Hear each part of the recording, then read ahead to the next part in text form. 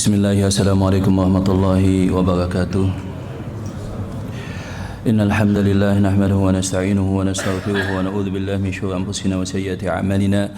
May yahdihillahu fala mudilla lahu wa may yudlil fala hadiya lahu. Asyhadu an la ilaha illallah wahdahu la syarika lahu wa asyhadu anna Muhammadan abduhu wa rasuluhu salawatullahi wa salamuhu alaihi. Thumma amma ba'du. Jemaah sekalian rahimani wa iyyakum jami'an, walhamdulillah. Segala puji bagi Allah Subhanahu wa taala yang masih memberikan kepada kita berbagai macam nikmat-Nya. Dan sebagaimana kita ketahui bahwa nikmat Allah Subhanahu wa taala tidaklah melulu tentang harta, tidaklah melulu tentang uang atau yang semacamnya. Kesehatan itu juga adalah nikmat daripada Allah Subhanahu wa taala. Demikian juga usia panjang, juga anak-anak yang soleh dan yang lainnya. Ada kisah yang menarik yang ini merupakan contoh profil ideal bagi seorang muslim sesuai yang diinginkan oleh syariat dan juga sesuai yang diinginkan oleh manusia secara umum, yaitu banyak anak, banyak harta, dan usia panjang. Usianya panjang, anaknya banyak, dan hartanya juga banyak. Ini ideal dari sudut Islam dan juga ideal dari sudut keinginan manusia. Sebab manusia secara umum ingin punya banyak harta, ingin usia panjang, ingin punya anak banyak. Itu di dalam Islam demikian secara umum yang sifatnya normal. Kalau ada orang punya banyak harta tapi tidak punya banyak anak, tidak ingin punya banyak anak, itu di dalam Islam dianggap sebagai satu hal yang tidak tepat. Nah, profil ideal ini kita dapatkan salah satunya pada contoh sahabat Rasulullah SAW yang bernama Anas bin Malik. Anas bin Malik bin Nadar bin Dhammam Al-Khajraji Al-Ansari. Anas bin Malik, jemaah rahmat Allah Subhanahu wa taala, adalah sahabat Rasulullah SAW yang beliau diantar langsung oleh ibu beliau ketika Rasulullah SAW hijrah ke Madinah. Diantar oleh ibundanya untuk berkhidmat kepada Rasulullah SAW. Nah, saat itu Rasulullah SAW mendoakan Anas bin Malik dengan satu doa yang juga ini kita bisa amalkan, di mana Rasulullah SAW mendoakan supaya Anas bin Malik panjang usianya dan juga banyak harta dan anaknya, serta diberkahi oleh Allah Subhanahu wa taala. Maka Rasulullah SAW berdoa di dalam hadis yang diriwayatkan oleh Al-Imam Al-Bukhari dan Muslim tersebut, Allahumma akthir malahu wa waladahu wa atil hayatahu fi ta'atika wa barik lahu fi ma'ataitahu. Ya Allah, banyakkanlah harta, banyakkanlah anak daripada Anas bin Malik, dan panjangkan usianya, dan berkahilah pada semua karunia yang kau berikan kepadanya. Dan kemudian terbukti Anas bin Malik merupakan salah seorang sahabat yang panjang usianya, banyak hartanya, dan juga diberkahi oleh Allah Subhanahu wa taala. Ada yang tahu berapa anaknya Anas bin Malik? Berapa, Pak? Sebagian riwayat menyebutkan bahwa anak Anas bin Malik itu adalah 78 anak. Sebagian riwayat menyebutkan anak beliau 82. Jadi 78 itu yang laki-laki. Uniknya perempuan hanya 2. Yang menyebutkan riwayat 80 itu adalah laki-lakinya, berarti dengan 2 perempuan berapa? 82. Zaman ini kalau ada seseorang punya anak 80-an, apa yang kita persepsikan, coba? Apakah Masya Allah, iya kan? Alhamdulillah, ataukah kita memandang dengan penuh rasa aneh? Ya, padahal itu adalah karunia daripada Allah Subhanahu wa taala. Bahkan sebagian riwayat menyebutkan anak Anas bin Malik itu 100. Sebagian riwayat menyebutkan 100. Walaupun tidak ada riwayat yang menyebutkan secara pasti berapa istrinya. Maksudnya 100 anak tadi dari berapa istri. Sebagian riwayat menyebutkan 100 itu adalah akumulasi dengan cucunya. Sebagian orang menyebutkan itu hanya anaknya saja, belum cucunya. Kalau anaknya saja 100, berarti cucunya berapa jemaah? Bisa terbayang kan begitu ya, bisa buat satu kampung, bukan satu kampung. Dan usia Anas bin Malik ini sangat panjang. Beliau didoakan oleh Rasulullah SAW dan panjangkanlah usianya. Dan berapa usia Anas bin Malik? 103 tahun. Kita bisa bandingkan dengan harapan usia hidup umumnya masyarakat saat ini adalah 73 tahun. Ya, harapan hidup umumnya manusia saat ini. Beliau usianya sampai 103 tahun dan beliau juga mempunyai harta yang banyak. Kasus yang unik di kalangan para sahabat adalah banyak sahabat yang kaya di samping ada sahabat yang miskin, dan ini kita telah jelaskan. Di dalam hadis yang diriwayatkan oleh Al-Imam An-Nasa'i bahwa Rasulullah SAW menyebutkan satu doa supaya kita panjang usia, banyak anak, kemudian banyak harta dan diberkahi oleh Allah Subhanahu wa taala. Allahumma akthir mali wa waladi. Ya Allah, banyakkanlah hartaku, ya Allah, banyakkanlah anakku. Wa atil hayati fi ta'atika, dan panjangkan usiaku dalam ketaatan kepada Engkau wahai Allah Subhanahu wa taala. Wa ahsin amali, perbaguslah amalanku, waghfirli, dan ampunkanlah dosa-dosaku. Ini doa yang lazimnya kita sering harusnya kita ucapkan kepada Allah Subhanahu wa taala sehingga kita mempunyai harta yang banyak dan berkah. Yang banyak dan berkah lebih baik daripada sedikit dan berkah. Betul nggak jemaah? Yang banyak tapi halal dan berkah itu jauh lebih baik daripada sedikit yang berkah gitu ya. Apalagi kalau tidak berkah. Nah, sehubungan dengan Anas bin Malik ini ada doa juga yang lainnya yang diajarkan oleh Rasulullah SAW. Jadi salah satu pintu rezeki, dan kenapa kita buka pengajian ini dengan rezeki, sebab pembahasan kita akan berhubungan dengan nafkah, berhubungan dengan nafkah. Sebagai kepala keluarga, suami dari istri, bapak dari anak-anak, maka kewajiban yang sangat penting yang Allah Subhanahu wa taala bebankan atas seorang laki-laki itu adalah nafkah keluarga. Maka mencari rezeki itu adalah sangat penting, dan di sana ada pintu atau kunci-kunci rezeki. Salah satunya adalah dengan doa. Doa Anas bin Malik tadi itu seharusnya kita hafal. Kemudian juga sehubungan dengan doa Anas bin Malik juga menceritakan sebagaimana yang diriwayatkan oleh Al-Imam Al-Bukhari dan Muslim. Beliau menyatakan ada satu doa yang sering aku dengar diucapkan oleh Rasulullah SAW pada setiap saat. Allahumma inni a'udzubika minal hammi wal hazan wa a'udzubika minal ajzi wal kasal wa a'udzubika minal jubni wal bukhul wa a'udzubika min dhal'id daini wa qahri rijal. Ini doa yang juga sering diucapkan oleh Rasulullah SAW dan merupakan salah satu di antara zikir pagi dan petang. Zikir pagi dan petang. Kemudian doa yang lain contohnya adalah doa di mana seorang abdun mukatab, ada seorang budak. Jadi budak ini ingin melepaskan status perbudakannya. Dan di dalam Islam ada yang disebut dengan abdun mukatab, hamba sahaya yang mencicil pelunasan kemerdekaan dirinya kepada tuannya. Jadi seorang hamba dibolehkan dalam Islam melakukan negosiasi kepada tuannya, bagaimana kalau saya memerdekakan diri saya, berapa yang harus saya bayar untuk itu. Nah, hamba yang melunasi dirinya tadi supaya bisa merdeka mengeluhkan kepada Ali bin Abi Thalib tentang situasi yang dia hadapi, bahwa dia tidak sanggup mencicil.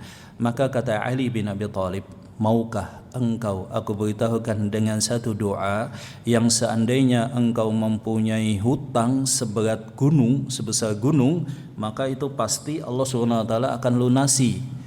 Maka hamba tadi kemudian berkata, hamba yang lagi mencicil kemerdekaannya, apakah doa tersebut? Kata Ali bin Abi Thalib, aku mendengar Rasulullah SAW mengajarkan satu doa, Allahumma kfini bihalalika an haramika wa agnini bifadlika amman siwak. Naam. Nah, jemaah rahmat Allah Subhanahu wa taala, kita kembali pada pembahasan kita di sini pada buku yang sudah saya bagikan tentang syarat dan rukun pernikahan. Ini sebetulnya juga telah kita bahas, yakni adanya calon mempelai suami istri itu pada halaman ke-21. Kemudian adanya juga wali nikah dan kedua orang saksi, ijab dan qabul, dan demikian juga adanya mas kawin, adanya mahar atau mas kawin. Naam.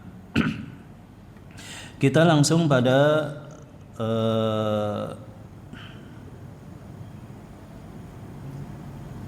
pembahasan tentang mas kawin. Naam, tentang al-mahar atau mas kawin. Ini ada pada halaman yang setelah pembahasan anak zina.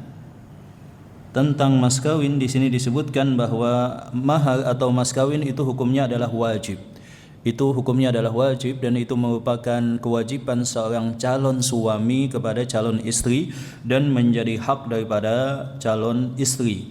Sebagaimana firman Allah Subhanahu wa taala dalam surah An-Nisa ini pada halaman ke-40, wa atun nisaa saduqatihinna nihlah, dan berikanlah mas kawin atau mahar kepada wanita yang kamu nikahi sebagai pemberian dengan penuh kerelaan.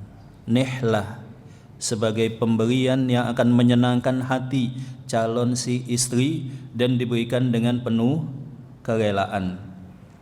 Adapun bentuknya saya sebutkan di sini, mahar dapat berupa apa saja. Jadi mas kawin itu apa saja dengan syarat mempunyai nilai dan manfaat, mempunyai nilai atau manfaat.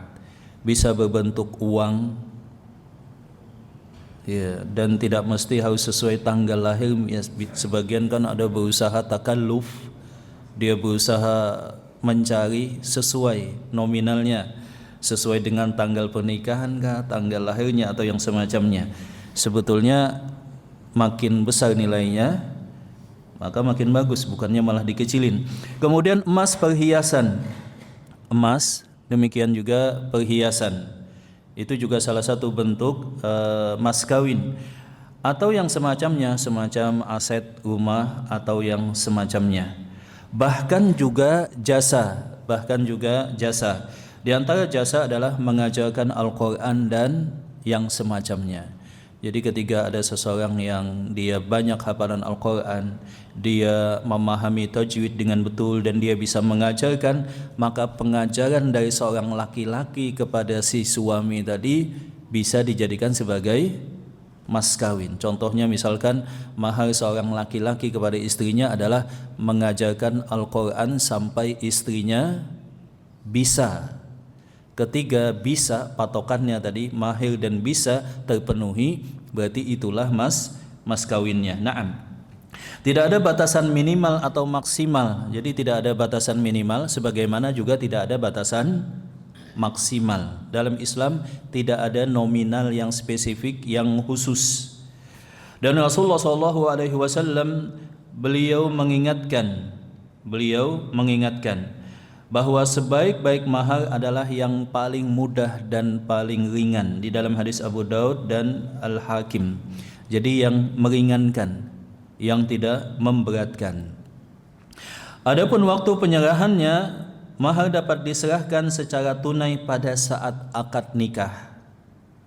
Ya, jadi pada saat nikah diserahkan mahar tersebut, atau juga sesudah akad nikah, jikalau itu ada ketentuan dan kesepakatan khusus. Misalkan mas kawinnya sebagian tempat mungkin mahal, tinggi, banyak nilainya, dan sang suami tidak sanggup langsung melunasinya, maka dalam Islam dibolehkan mahar tersebut tertagih atau terhutang di belakang waktu. Contohnya misalkan maharnya diminta qadarullah 500 juta, uangnya hanya ada 100 juta, sisanya berarti hutang. Demikian. Adapun hak kepemilikan mahar, maka sepenuhnya itu adalah milik sang istri 100%. Jadi si suami ketika telah menyerahkan mahar tidak berhak lagi, walaupun sudah menjadi suami daripada si istri. Kemudian juga keluarganya itu tidak berhak sama sekali. Maka nanti pada klasifikasi harta itu ada beberapa jenis harta jamaah. Ada harta bawaan, ada harta bawaan, ada harta penghasilan, dan ada harta bersama. Nanti kita akan jelaskan klasifikasi jenis kepemilikan harta suami dan istri. Maka sang suami tidak boleh mengambil kembali mahar yang diberikan, kecuali misalkan si istri menggugat cerai si suami, kemudian suami mengabulkan, maka ada iwad namanya. Maka ada iwad namanya.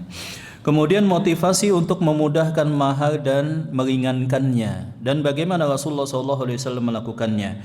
Di mana Rasulullah SAW bersabda, "Inna a'dhaman nikahi barakatan aisaruhu ma'unatan." Pernikahan yang paling banyak berkahnya adalah yang paling mudah maharnya, yang paling mudah mas kawinnya, dimudahkan seperti itu, tidak disulitkan. Contohnya mahar Rasulullah SAW kepada istri-istri beliau itu secara umum adalah 12,5 uqiyah, 12,5 uqiyah perak, atau sekitar 500 dirham. 500 dirham. Satu dirham katakanlah 70 ribuan, atau katakanlah 100 ribu dikali 500, berapa itu ya?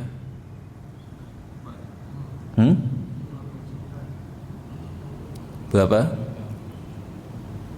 ya? Ya, kurang lebih seperti itu.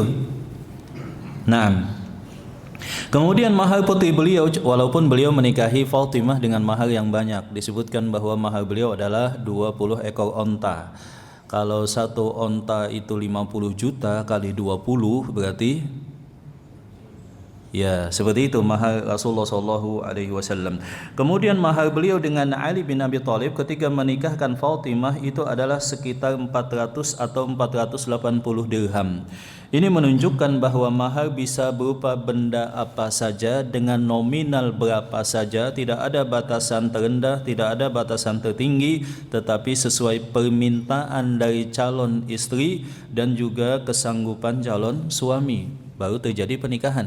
Kalau istrinya minta gede, tinggi, suami nggak bisa, calon suami, tidak terjadi juga pernikahan. Dan di sini motivasinya adalah memudahkan. Sebagaimana hadis Rasulullah SAW ketika beliau menawarkan seorang laki-laki, anna imra'atan ja'at ila Nabi SAW wahabat nafsaha, ada seorang wanita yang menawarkan dirinya untuk dinikahi oleh Rasulullah SAW, kemudian Rasulullah SAW hanya diam. Ada sahabat yang respon cepat, ya Rasulullah, nikahkan aku dengannya. Kata Rasulullah SAW, apa yang kau punya? Tidak ada wahai Rasulullah SAW. Iltamis, carilah, kata Rasulullah SAW, walaupun itu hanya cincin dari besi, walaupun itu hanya cincin daripada besi.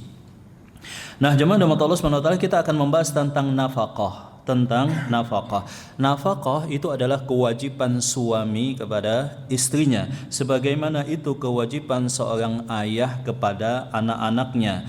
Allah Subhanahu wa taala berfirman dalam surah An-Nisa pada ayat yang ke-34, Ar-rijalu qawwamuna 'alan nisa'i bima faddalallahu bihi ba'dahum 'ala ba'd wa bima anfaqu min amwalihim. Yang namanya laki-laki itu adalah kepala rumah tangga atas istri dan juga anak-anaknya karena sebab nafkah yang dia berikan dalam bentuk karunia rezeki yang Allah Subhanahu wa taala berikan kepada sang laki-laki tersebut. Kemudian Allah Subhanahu wa taala juga berfirman, wa 'alal mauludi lahu rizquhunna wa kiswatuhunna bil ma'ruf, dan kewajiban ayah memberi makan dan juga pakaian kepada istri dan anak-anaknya secara baik, secara baik. Allah Ta'ala juga berfirman terhadap wajibnya nafkah kepada istri, walahunna mithlul ladzi alaihinna bil ma'ruf, dan wajib atas kalian memberikan nafkah kepada istri kalian, ibu anak-anak kalian, sebagaimana kalian juga memberikan nafkah kepada anak-anak kalian. Dan harta yang paling banyak pahalanya itu adalah harta nafkah, di mana Rasulullah SAW menyatakan satu dirham untuk diinfakkan di jalan Allah, membangun masjid misalkan, membangun pesantren, donasi dan semacamnya, dan satu dirham engkau berikan kepada keluarga kalian sebagai nafkah, maka yang paling utama adalah harta yang diberikan untuk nafkah keluarga. Maka dari semua jenis harta yang dikeluarkan oleh seorang laki-laki, harta yang paling utama itu adalah harta nafkah untuk keluarganya. Ini adalah motivasi daripada Rasulullah SAW. Di samping juga ada ancaman, di mana Rasulullah SAW beliau mengancam dalam hadis yang diriwayatkan oleh Abu Daud, kafa bil mar'i ithman ayyudayya ma yaqut. Cukuplah dosa bagi seorang laki-laki, dosa yang besar, jikalau dia tidak menafkahi keluarganya, Kemudian bagaimanakah standar dan besaran nafkah tersebut? Yang pertama adalah sesuai kemampuan si suami. Jadi bukan sesuai kebutuhan. Yang pertama standarnya itu adalah sesuai kemampuan. Apa dalilnya? Di mana Allah Subhanahu wa taala berfirman dalam surah At-Talaq pada ayat ke-7, liyunfiq dzu sa'atin min sa'ati. Hendaklah setiap kepala rumah tangga memberikan nafkah kepada keluarganya sesuai kelapangan yang Allah Ta'ala berikan kepada dia. Jadi sesuai kemampuan. Ini adalah patokan yang pertama yang harus dipahami oleh seorang istri. Yang kedua, kebutuhan istri dan anak-anak.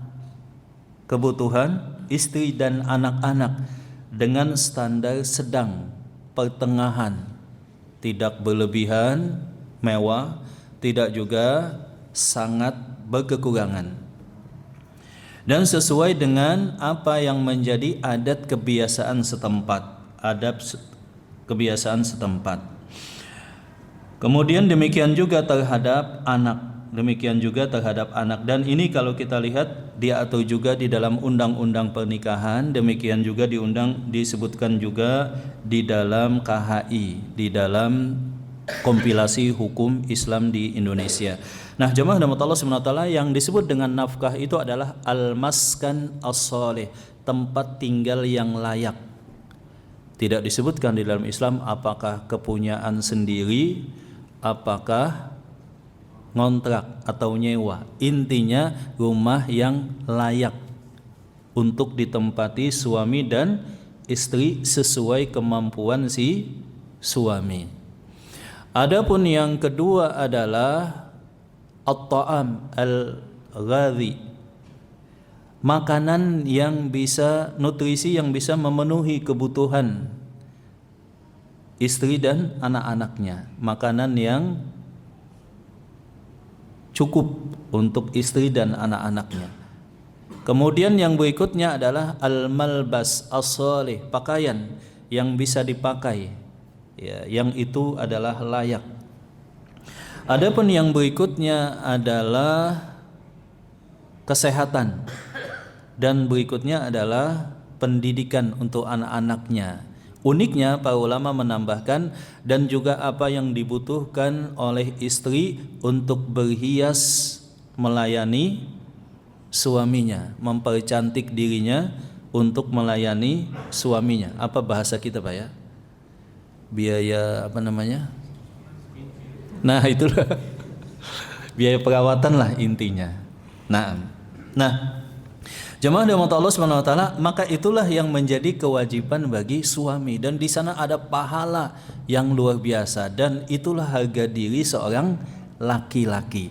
Jadi istri walaupun kaya, sedikit pun tidak dituntut dalam Islam untuk menafkahi keluarganya. Kalau dalam pengajuan kredit kan ada namanya joint income, Pak, ya. di mana pemasukan suami, pemasukan istri disatukan sehingga mencukupi syarat untuk pengajuan kredit 1/3 dari total pendapatan. Karena nggak sanggup pendapatan suaminya, maka digabung dengan pendapatan si istri. Karena ini lazim di masyarakat kita, di mana suami berkontribusi, istri juga berkontribusi, maka dalam undang-undang pernikahan, sebagaimana juga ini adalah warisan dari undang-undang kolonial sebelumnya, dan ini juga diadopsi oleh KHI, kompilasi hukum Indonesia, maka di Indonesia dipahami bahwa harta yang didapat, harta perolehan yang didapat pada rentang masa pernikahan itu berstatus dan diposisikan dianggap harta bersama, dianggap harta bersama. Kalau terjadi perceraian dibagi dua. Kalau salah satu pihak meninggal, maka dibagi dua. Yang seperduanya tadi baru diberlakukan hukum warisan kepada pasangan dan ahli waris yang lainnya. Demikian jamaah rahmat Allah SWT. Di sini mungkin menimbulkan pertanyaan, Ustadz, berapa jumlah uang yang ya sedanglah bagi pasangan yang baru menikah?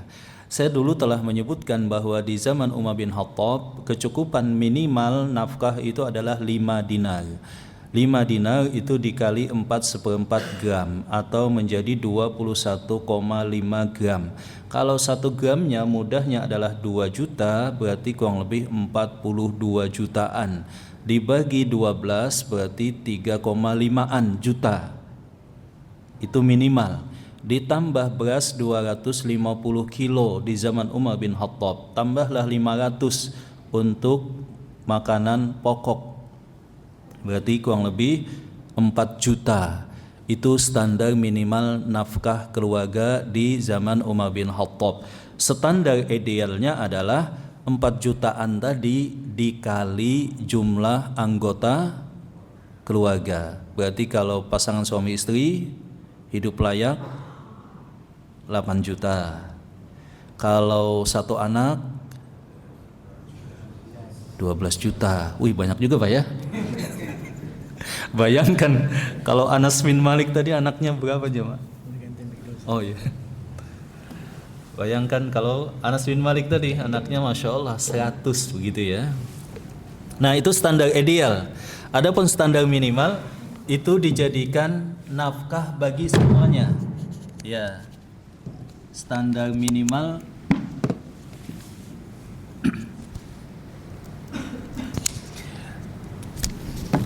ya, jadi standar minimal itu dijadikan nafkah semuanya. Berapa tadi? Kurang lebih 4 juta. Ya, kita masih bisa membayangkan memang akan berjalan satu keluarga secara normal tapi minimal dengan nafkah berapa tadi? 4 jutaan. Itu sudah bisa Pak ya? Sudah bisa. Itu juga yang menjadi mungkin batas upah minimal regional di Kaltim atau Balikpapan, 3,7 atau 3,8. Ya, tipis-tipis lah. Walaupun BPS apa Badan Sensus itu apa namanya Pak? Badan Sensus Nasional itu. Nah, BPS baru saja merilis bahwa batas antara keluarga yang miskin dengan yang tidak, kalau penghasilan keluarga tersebut 2,9 juta. Saya lihat pada data baru yang dirilis. Nah, jemaah rahmat Allah SWT, di sini kemudian menimbulkan beberapa diskusi menarik. Apakah ada komponen-komponen biaya yang lain? Contohnya misalkan apa? Pulsa, kan macam-macam. Dan di sini yang perlu diwaspadai adalah inflasi pengeluaran. Ada inflasi harga, ada inflasi pengeluaran.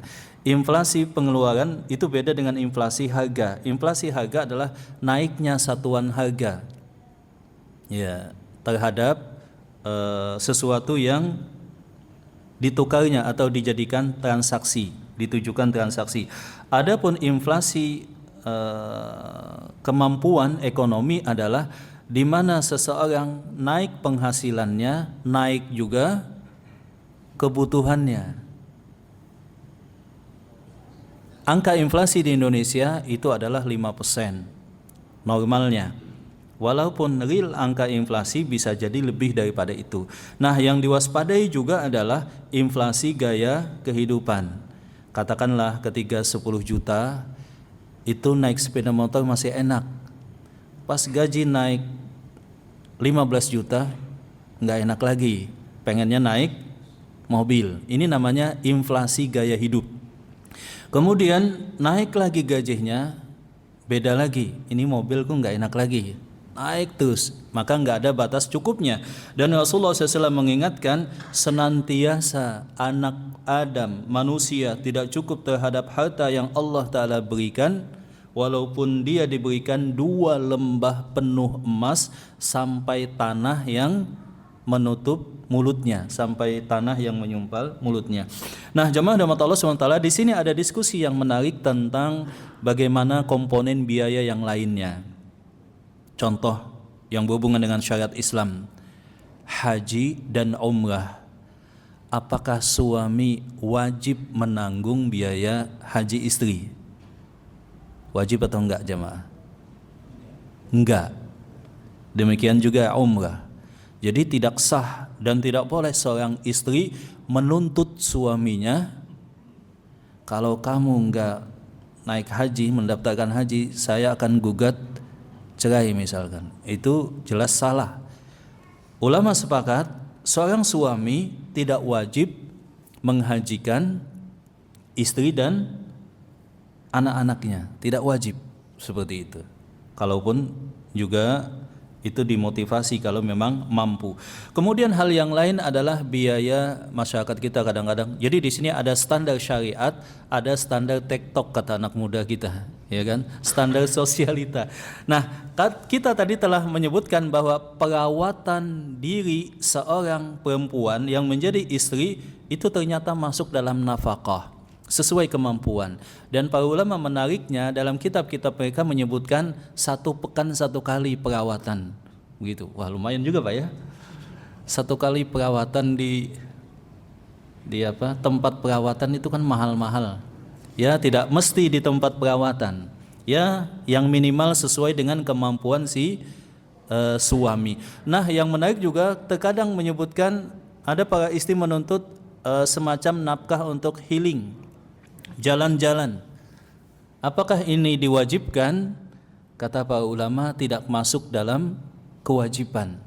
Tidak masuk dalam kewajiban. Nah, hal yang krusial itu adalah ketika dibahas apakah nafkah suami itu apa yang kita kenal secara lazim ataukah yang dikhususkan. Maksudnya begini jamaah. Secara umum seorang laki-laki ketika terima gaji dia kasih ke istri.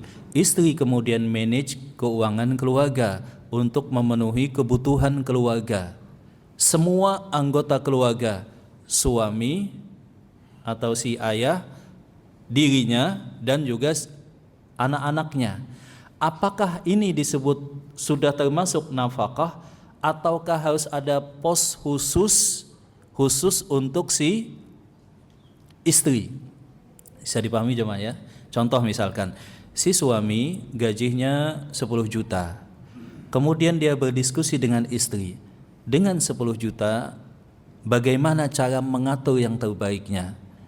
Dilislah, didiskusikan. Kemudian si istri mengajukan nafkah keluarga 8 juta. Maka si suami ngasih kepada istrinya 8 juta. Dan 8 juta tadi apakah sudah termasuk kewajiban suami kepada istri ataukah ada tambahan lainnya? Bisa dipahami jamaah ya. Sebagian saya lihat ada yang menekankan itu kan nafkah bersama, termasuk di dalamnya si suami, begitu Pak ya.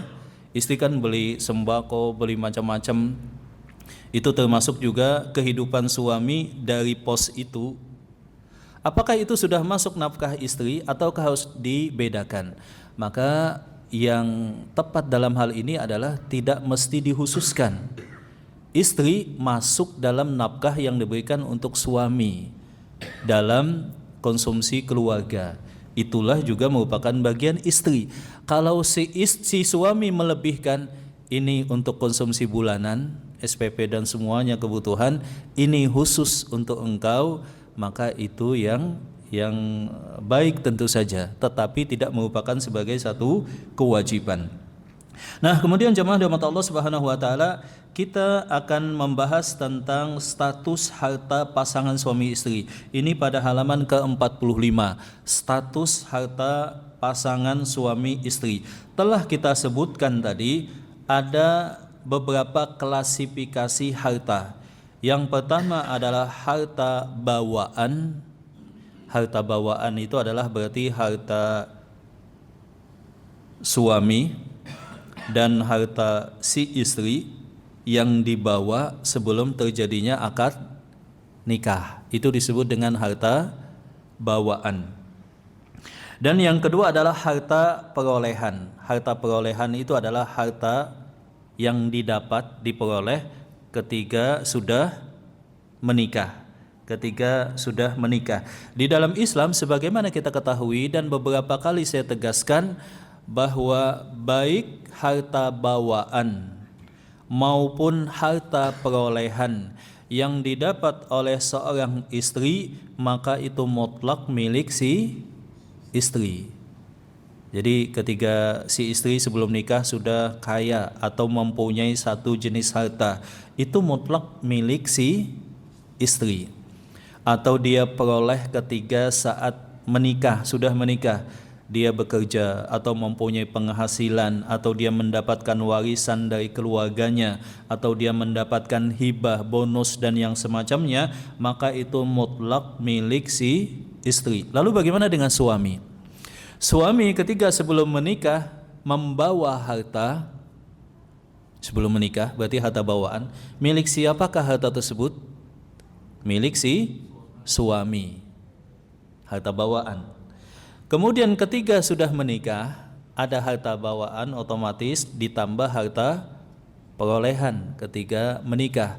Harta siapakah itu? Harta siapa jamaah? Harta suami. Iya, harta suami. Tetapi pada sisi yang lain, suami wajib memberikan nafkah yang layak untuk anak dan istri. Menjadi harta anak atau harta istri ketika suami lewat skema semacam hibah. Suami menghibahkan ke istrinya atau suami menghibahkan ke anak-anaknya. Jadi status kepemilikan dibedakan, baik harta bawaan maupun harta perolehan saat menikah. Jemaah dirahmati Allah Subhanahu wa taala. Hanya saja si suami penghasilannya dia wajib memberikan nafkah kepada anak dan istri. Tadi beda dengan undang-undang. Kalau dalam undang-undang kan harta bawaan harta milik suami istri. Tapi kalau sudah menikah maka menjadi harta bersama. Maka kalau mau transaksi terutama properti yang tanda tangan siapa Pak? Kalau mau jual suami kah si istri kah? Dua-duanya biasanya Pak ya. Nah, pembahasan ini mungkin nanti kita perdalam pada pembahasan yang akan datang. Kita diskusikan, mungkin ada pertanyaan silakan tentang nafkah ini. Iya. Mungkin ada pertanyaan silakan jamaah. Di sini memang beda ya, silakan Pak. Waalaikumsalam warahmatullahi wabarakatuh.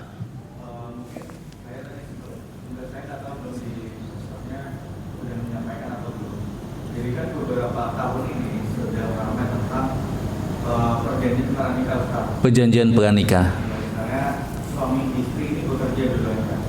Dalam Islam kan atau dalam hukum negara, harta bersama, harta yang dibeli, rumah dan lain-lain itu kan ketika terpisah akan menjadi dibagi dua Ustaz. Betul. Nah, perjanjian pranikah ini dia ada beberapa yang menyatakan bahwa misalnya istrinya membeli rumah itu ketika pisah rumahnya 100% itu akan menjadi istrinya.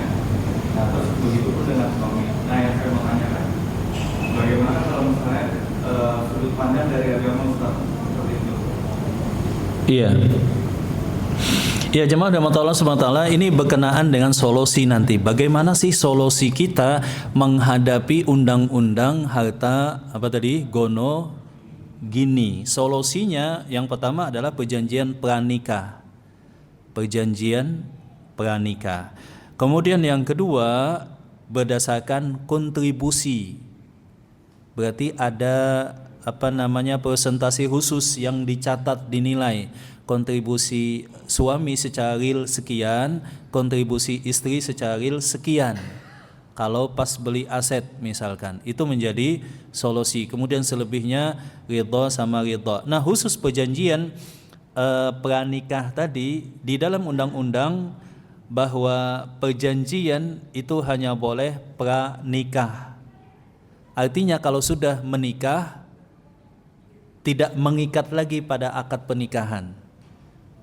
Tidak lagi mengikat kuat di dalam akad pernikahan. Kemudian ini direvisi dalam keputusan MA, Mahkamah Agung, bahwa perjanjian nikah itu pranikah dan pasca nikah. Jadi boleh, tidak terlambat. Jadi kita bisa membuat satu perjanjian berdasarkan putusan MA tadi bahwa suami dengan istri sepakat bahwa ketika salah satunya meninggal atau cerai, kalau meninggal terutama, yang dibagi adalah harta yang meninggal. Misalkan yang meninggal suami, berarti yang dibagi adalah harta si suami dan tidak diterapkan hukum gonogini. Berarti harta suami secara keseluruhan setelah membayar hutang dan kebutuhan fardu kifayah ini berstatus harta warisan. Istri mendapatkan 1/8. Ibu kalau masih ada misalkan orang tua mendapatkan 1/6. Anak-anak ya sesuai porsinya masing-masing sebagai asabah. Anak laki-laki 2 bagian daripada anak perempuan. Jadi bisa kita menghindari dari perjanjian ketentuan gonogini kalau ada perjanjian khusus. Dulu hanya pas pranikah, tetapi saat ini sudah dimungkinkan pasca nikah. Seperti itu. Wallahu taala alam bisawab. Dan ini wajib dilaksanakan perjanjian. Sesungguhnya perjanjian yang sangat ditekankan bagi kalian untuk melaksanakannya, kata Rasulullah SAW, itu adalah perjanjian yang menghalalkan hubungan badan. Maksudnya pernikahan. Kalau seorang suami berjanji sebelum nikah kepada istrinya, maka wajib ditunaikan. Sebagian istri mengambil kesempatan ini dengan poin perjanjian suaminya tidak boleh poligami, begitu Pak ya. Jadi belum juga nikah, poin perjanjiannya sudah tidak boleh poligami. Bahkan uniknya ada seorang ibu-ibu dalam satu pengajian, Ustadz, boleh nggak saya berdoa kepada Allah supaya suami saya di surga nanti hanya dengan saya saja, tidak dengan bidadari yang lain. Ya, sang Ustadz kemudian menyatakan innalillah gitu ya. Di dunia sudah dibatasi, di surga juga dibatasi. Ya silahkan, mungkin ada pertanyaan lain jemaah tentang nafkah dan harta ini. Nah, di sini tidak boleh ada kezoliman jemaah. Dan ini memang kadang-kadang tidak terasa serta tidak disadari karena memang masalah mencari ma'isyah ini kan kompleks, dan ini memang salah satu jihad kepala keluarga di zaman ini adalah mencukupi nafkah keluarganya. Ada pahala yang luar biasa di dalamnya. Nah, kadang-kadang ada kezoliman tidak disadari. Contohnya misalkan istrinya ikut menanggung beban nafkah. Itu harus betul-betul dari hati ke hati meminta keridhaan. Kalau enggak, itu adalah kezoliman. Seperti itu. Apalagi kalau suaminya misalkan santai tapi istrinya yang bekerja keras. Ini tertukar antara tulang punggung dengan tulang rusuk. Nah, ini bahaya seperti itu. Silahkan, ada pertanyaan lain? Ya.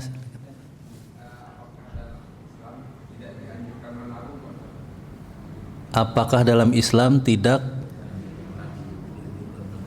nabung? Oh, dianjurkan, Pak. Nah, seperti ini. Beda konteks memang di berbagai macam tempat. Di Indonesia gaji itu full biasanya langsung ke istri. Kalaupun nabung berarti istri yang nabung. Kalaupun suami butuh uang, minta ke istri. Kalau nggak ada pos yang disembunyikan. Saya kaget ketika beberapa teman nanya, Ustadz, apa hukumnya uang lelaki? Hah? Saya baru tahu ada uang lelaki. Gini Ustadz, jangan salah paham dulu, kata dia. Uang kita itu kan sudah diketahui oleh si istri. Nah, kita berusaha ada pos pendapatan khusus yang kita tidak kasih tahu ke istri. Oh, kata saya boleh. Yang seperti itu boleh. Ya, sebab gini Ustadz, kalau saya nggak ada pendapatan yang lain, semuanya sudah diketahui, saya mau isi bensin pun harus minta ke istri. Nah, kata saya, wah nggak seperti itu harusnya. Jadi di Indonesia memang umumnya demikian, dan Islam tidak mengharamkan yang seperti ini. Kalau misalkan pas-pasan dan keadaannya sulit dicoba oleh Allah, ya keseluruhan diserahkan ke istri. Istrinya lebih pintar dalam mengelola keuangan, itu adalah pilihan yang sangat bagus.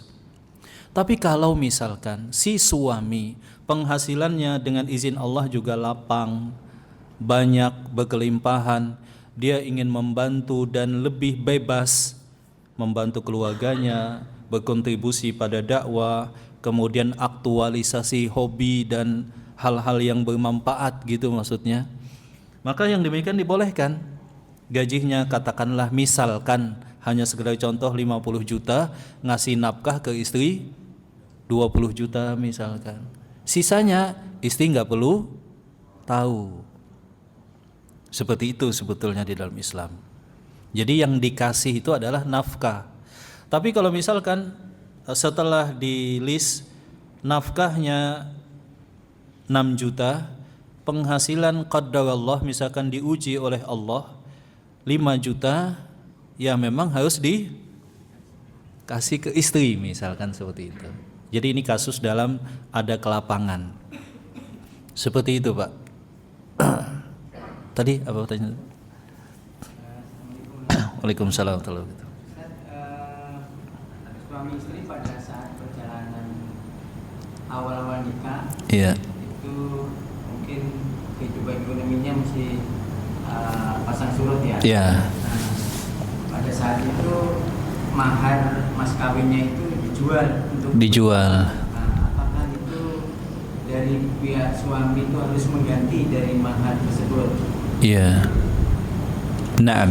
Yang kedua, apakah pada saat settle, terus suami itu memakai uang istri, terus istri punya pendapatan gitu, apakah itu harus ganti suami? Iya, berarti kan tadi ada harta bawaan, ada harta perolehan, mas kawin itu masuk dalam jenis harta bawaan. Demikian juga perolehan harta si istri mutlak milik si istri. Nah, ada kasus misalkan maharnya lumayan, kemudian nikah, diuji dengan satu ujian, terpaksa kemudian si suami meminta kepada istrinya, Bu, bagaimana kalau maharnya kita jual dulu gitu ya. Atau istrinya empati kepada si suaminya, Pak, udah mas kawin yang dulu 100 gram, daripada pusing kita jual saja. Itu posisinya bisa sebagai hutang, berarti si suami hutang kepada si istri. Atau posisinya adalah hibah, istri dengan kebesaran hatinya dan cintanya kepada suami ngasih ke suami. Tergantung statusnya. Kalau yang pertama wajib dikembalikan. Kalau yang kedua, kalau mampu maka bagus juga dikembalikan, tetapi tidak menjadi satu kewajiban. Ya, apalagi kalau masih susah. Jadi bukan dianggap sebagai hutang. Demikian juga kalau ada kontribusi istri dalam kehidupan rumah tangga.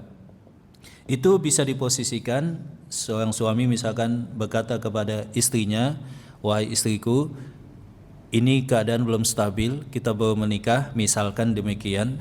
Nah, awal-awal beberapa tahun mungkin uang kamu terpakai, kamu bekerja, penghasilan, punya aset terpakai, catat saja, begitu ya.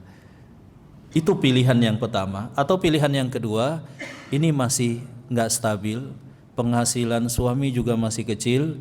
Nah, bagaimana ini kita tanggung bersama? Saya minta keridhaan engkau. Suami berkata kepada si istrinya. Jadi itu memang harus sesuai keridhaan si istri. Itu memang krusial dan kadang-kadang orang melupakan. Sebab Islam itu memuliakan wanita. Jadi dalam pembahasan fikih tidak terbayang wanita harus desak-desakan melamar kerja. Itu tidak terbayang demikian. Kemudian bekerja, memperebutkan lapangan kerja, bahkan lembur, bahkan membanting tulang juga enggak. Dalam Islam tidak demikian. Itu adalah wilayah perang dan jihadnya laki-laki. Kalau wanita juga berdesak-desakan ikut melamar kerja, jadinya lapangan pekerjaan awalnya saingan cuma laki-laki, bersaing juga dengan perempuan. Sebab ya ini akan panjang pembahasan. Ada yang lain silakan jamaah tentang hal ini, dan ini memang harus dipahami begitu ya. Banyak pasangan tidak paham tentang hal ini.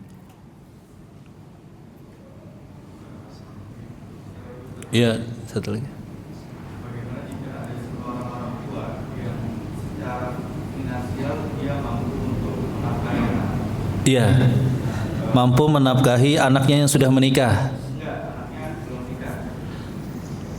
Oh, anaknya belum menikah. Itu adalah hal yang sifatnya boleh dan tidak menjadi kewajiban. Nafkah seorang bapak kepada anaknya sampai usia balik kalau anak laki-laki. Nafkah seorang kepala rumah tangga kepada anak perempuannya sampai anak perempuannya berpindah kewajiban nafkah kepada suaminya. Berarti anak perempuan sampai dinikahkan. Sampai dinikahkan. Jadi anak perempuan itu dimuliakan dalam Islam. Meninggal suaminya, balik lagi kewajiban nafkah kepada si bapaknya.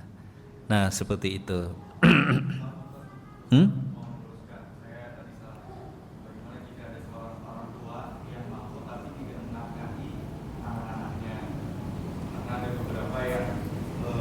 Sudah gede atau masih kecil? Masih kecil. Ada beberapa yang si anak ini nama bapaknya tidak dinafkahi dari kecil. Dan ketika anaknya sudah besar, sudah sukses lah. Iya. Si bapaknya ini menuntut kepada anaknya bahwa harus balas budi kepada bapaknya, padahal Iya. tidak menafkahi dia.